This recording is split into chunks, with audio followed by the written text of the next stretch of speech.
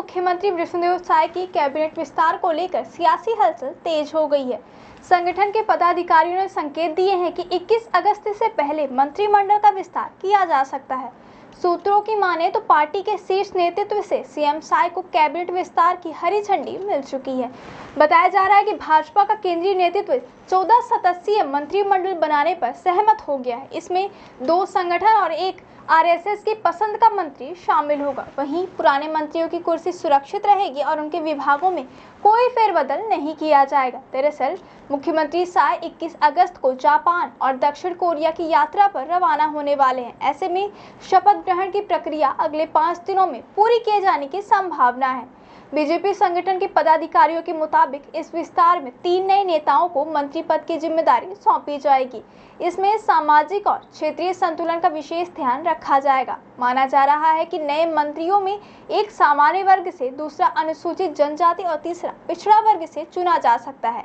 इसके साथ ही बिलासपुर, सरगुजा और दुर्ग संभाग से एक मंत्री शामिल होने की संभावना जताई जा रही है। संभावित नामों में बिलासपुर विधायक अमर अग्रवाल, कुरूद विधायक अजय चंद्राकर, दुर्ग विधायक गजेंद्र यादव, अंबिकापुर विधायक राजेश अग्रवाल और आरंग विधायक गुरु खुशवंत साहब शामिल हैं।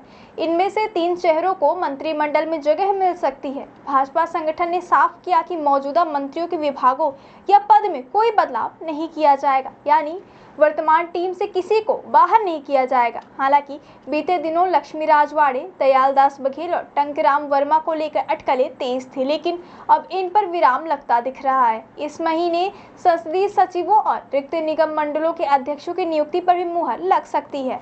इस नियुक्ति में वरिष्ठ और कनिष्ठ नेताओं के बीच संतुलन साधने की कोशिश होगी। गौरतलब है कि संसदीय सचिव नियुक्त करने की परंपरा भाजपा शासनकाल में डॉक्टर रमन सिंह ने शुरू की थी। उस वक्त कांग्रेस ने इसे असंवैधानिक बताते हुए मिनी कैबिनेट का नाम दिया था। हालांकि सत्ता में आने के बाद भूपेश बघेल सरकार ने भी इस परंपरा को जारी रखा और 13 विधायकों को संसदीय सचिव बनाया।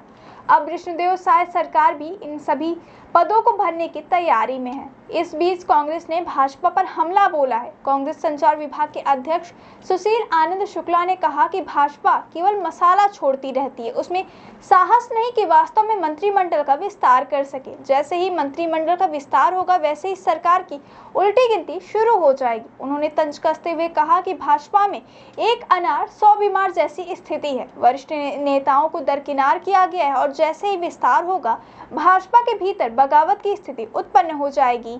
आपकी इस मामले में क्या राय है, हमें कमेंट करके जरूर बताएं।